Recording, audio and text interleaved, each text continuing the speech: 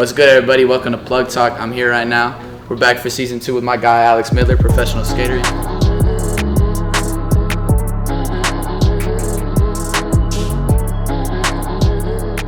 All right, look, what are we doing today? We're doing a little shoe shopping. You know, we're gonna chop it up. If people want to hear about you, you know, you've been doing a lot of crazy things recently. Tell them what you've been up to.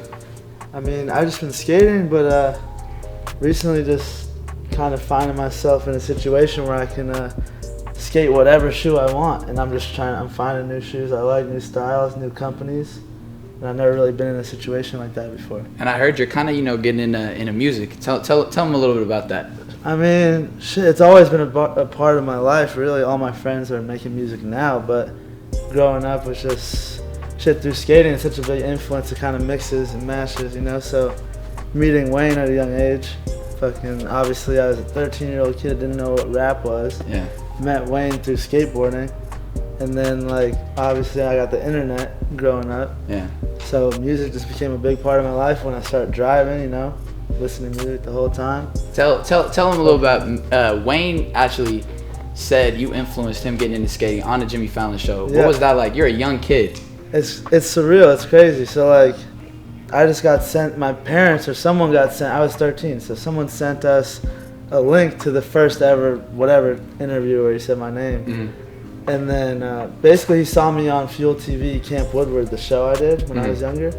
And dude, the first day I met him, I saw him at X Games. Yeah. And I was so scared to talk to him. My mom grabbed me and she went up to him with me and just started conversing with him. And he was mad cool. The first day I met him, he came to my house, skated, hung out, and he just loves skating, man. He's a cool guy. And was this when you lived in Connecticut, or was this when you moved to LA? No, I moved to LA when I was 6. Okay, Yeah. Cool. What was that like, you know, the transition from East Coast to LA? Well, I mean, I've always been back and forth. My family's from the East Coast, so I'll go back and forth for the holidays. But, I mean, I was born in Connecticut, and then I moved here when I was 6, so I remember a little bit of the last probably year I was there. I mean, I started skating in Connecticut when I was 5 or 6. So when I moved out to Cali, because my dad got a job, it was a blessing in disguise, because I didn't know I was going to find skating like that. You know, I didn't know what was going to happen. I was just on my butt, pushing, just learning, you know? Yeah. And then we come to California, and there's all these skate parks, and the weather's nice. And shit, it's the biggest blessing in disguise ever. So when you played in the X Games first time in 2015. Well, I did. I don't know the exact year, but I did the amateur series 3 years in a row, and I think I got second one year, and then maybe when I was 19, I did the pro one. Yeah, and you were just overseas recently. Can we hear a little bit about that? You were in Italy, a bunch of foreign countries. What was that like? Yeah, I was on kind of a 1-month tour after not traveling after COVID. You know, it feels kind of crazy, but that's what I like, just being on the go all the time. So I went to New York for a week, then Des Moines for a week. Yeah. And that's a do tour contest, so Zion's out there with the studio in the hotel room. Fire. So you guys are getting work. So this is kind of how it all, actually this is really how it all started a month ago. Yeah. Because I've just been listening to so much music, and then after seeing Zion, my best friend bring the studio to the hotel and is making hits after hits after hits. Yeah. And then wins the contest. Yeah. And we just have all these ideas and new kind of motivation. Yeah. So that's where the music kind of starts flowing into this whole thing. But right after he won, our flights were to LA, but we changed it, went to Texas, went to that wave pool at Waco. Yeah. And they have the Red Bull ramp there. So we were skating, and I had a flight to Italy in 3 days. So instead of going home after Texas, I went to New York for a night and then to Italy. But the whole point of that was Italy was the biggest competition of my life so far. It was a big Olympic qualifier. I missed it by a few points. Mm-hmm. But after seeing Zion win, and I had one more chance to make the Olympics, we went to Texas and literally trained every day. We're in the gym, skating, surfing. It's the best place to rehab and clear your body and shit. Uh-huh. So I felt super good, and I actually came super close to, making the cut in Italy. So it was a super long month, but coming back, I've just felt crazy, you know. Yeah, and I've heard, you know, told me been on the go ever since I got back. I haven't stopped. Shit. And I've heard you've told me about this recently. You got a personal project on your own brand coming out. Shit, Can we get a little detail on that? It's coming soon. That's all. Coming soon? It's landing soon. Okay, yeah. No, stay tuned for that. But let's talk about some sneakers. You know, we're here. There's thousands of sneakers at the warehouse. The main attraction. Exactly. Tell me, what are some of your favorite sneakers to skate in? Well, skating for Nike for I don't know how many years. Since I was like 13, I left. I was skating Etnies, and I wanted to skate Janowski's because it was the new hottest shoe. I remember that. And then I would skate Blazers, and the Grant Taylor was my favorite shoe. But as I got older, I needed more of a cushion for a shoe to skate in. Like my ankles are real, or my foot's real flat on the arch. Yeah. So I found myself attracted to the Dunk, which is a classic OG skate shoe. Yeah. That I wasn't turned on to as a little kid because I was just following like what I thought. Yeah. I didn't have my own like real opinion yet. Yeah. And once the Dunk started making a comeback, well, actually after the Travis Scott shit. Yeah. After that one, then they wanted to send me more Dunks, and then I was like, wait, this is actually the best flick response shoe I've had with Nike, and then also has so much cushion for if your board hits you. Exactly. So I found myself skating these a lot. Recently, I've seen you, skating the Jordan 4. You were telling me about that a couple of days ago. Tell me a little about that. So that was my first pair of Jordan 4s, was the black ones or the white ones? The white and purples, yeah. And then I got these. But actually, they're really stiff. Like at first, skating them, they look amazing. Yeah. Once you get a few flicks and we get through this rubber a little bit, it starts going like just like a Jordan or like Jordan 1 is. Yeah.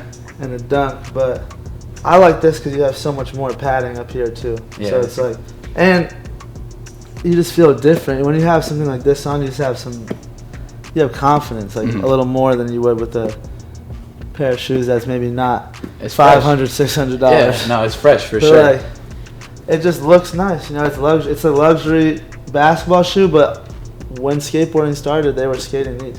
Where do you get your style inspiration from? You got a pretty cool fit on right now. You got the old Dunk highs, got the pants in the Midnight Studios. Where does your inspiration come from? Just like people. I mean, I guess how everyone has inspiration from who they look up to, or like, I feel like growing up skating, I always had a sponsor. I was on Volcom, and so I wore all their clothes. And now I skate for Illegal Civ, so most of the time I'm wearing all their clothes. And but once I got off Volcom, I really didn't have my own sense of style because they were just, since I was 8 or 9, 10 years old, they would just send me clothes. Yeah.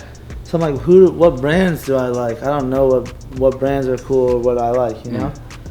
So just how anyone would do it, researching or like just looking at Instagram and like screenshotting, be like, oh, where's this, where's that? And then nowadays it's like so many people are making their own brands. Fire. So like Shane Gonzalez makes Midnight. He gave me some of this shit. Like I didn't always have. I mean, I've had nice clothes, but like I don't know. This is some cool shit. Yeah. But I got you already know what I got under this. Oh, tough. My everyday. Explain your relationship with them. It's family. It's everyone. Illegal Civ is my family. That's who we're gonna take over the world with. You know?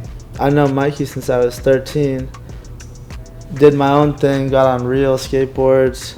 Got on Sovereign skateboards, and that wasn't really working out. And Mikey, all these years, had been doing his own thing, starting the brand. Yeah. And after like 4 or 5, or after like shit, I don't know how, since 13 to like 2 years ago, when I was 2019, I went to a short film with him, and I already, in my mind, I was already skating with his filmers, with Jolly, all my best friends like Zach, K White, everyone on the Civ was I was already in the circle, but I hadn't seen Mikey in a while. So when I saw him at the short film, I did the short film, and then after, when we were leaving, he was like, it's good to see you. I was like, yeah, can I talk to you over here for a second? Yeah. And explain my situation. I was like, and I was already pro at the time. Yeah. I had a pro board with Sovereign. Yeah. And no one was pro on Illegal Civ. So I told him, I was like, I don't want to step on anybody. These are all people I look up to. I don't need a pro board right now. Like, however long it takes, I'll be the last one. I don't care. Like, just put me like with my friends. And if they're down, if you're down, I'll work hard and I'll do my best, to support the brand. And he's like, all right, I'm gonna hit the group chat and ask everyone. And instantly when he said that, I kind of had a good feeling about it because my friends were already telling me like, they need you. Yo, like, let's make it happen. So it's all like a little bit of manifestation too. Because I was telling Zach, my best friend, one of my best friends, I was like, man, it'd be so cool to ride for Legal Civ with you guys. And a year later, it happened. I pulled it out. Gifted me this a while ago. Explain to me the inspiration behind the board. You know. So. Did you design this board yourself? No, I did not. I didn't know this was coming or anything. Okay. So I didn't know, like, we went on a hike. We always do these vlogs, and we went on a hike.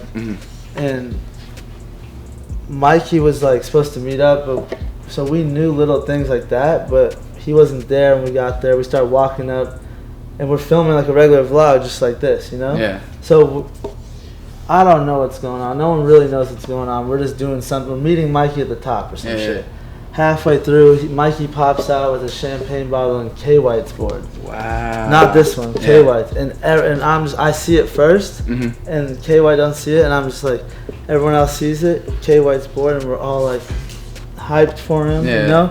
And then instantly, before I could even really be like giving him my congratulations, Mikey pulls out my board. Oh, damn. And then it's the same feeling, same thing, and then everyone's dapping each other up, and then he pulls out Zach's board all at the same time. 3, you see how it's 3 of us. Yeah. But there's more. I mean, everyone else is killing it too, for sure. That's fire. But that's fire. The inspiration behind the graphic, I think, is Wheels helps with a lot of the art for Civ with Mikey and Wheels, and a lot of their original graphics are like the Dyno. I don't want to. There's a lot of diehard Civ fans from when I was even like 12 years old, so fucking don't quote me on this, but I think the inspiration is supposed to be kind of like an animated character of me, obviously, but it's not really supposed to look exactly like me. It's kind of supposed to look like their Dyno characters mixed with a little bit of my swag would be, I guess. Yeah, no, it's fire. I mean, you see the Nikes. Yep. Yeah. That's a good colorway. I skated that one at the Tampa Pro, actually. Yeah, it's fire. Yeah, so I got a little light today. Light day. This is a light day for you. No, actually, this is a big day. Honestly, I've never had these before. Red 11s. These are crazy. Black and gold metallic ones. Fire. And I like the materials on these because if you fuck them up, or if you spill something, like you can just wash these right off. No doubt, no doubt. It'll stay clean for a while. What's that on your head? Oh yeah, and then the ski mask. You know, COVID crazy out here, so you gotta. That's not just any ski mask. That's V-Lone. That's a V-Lone ski mask. I don't know how I'm wearing it, but but yeah, you know how to get my guy right. Appreciate you for coming out, bro. Always. Thank you, brother. Much love. Sersky. Make sure you stay tuned. Season 2 of Plug Talk. Thank you. So make sure you like, comment, subscribe.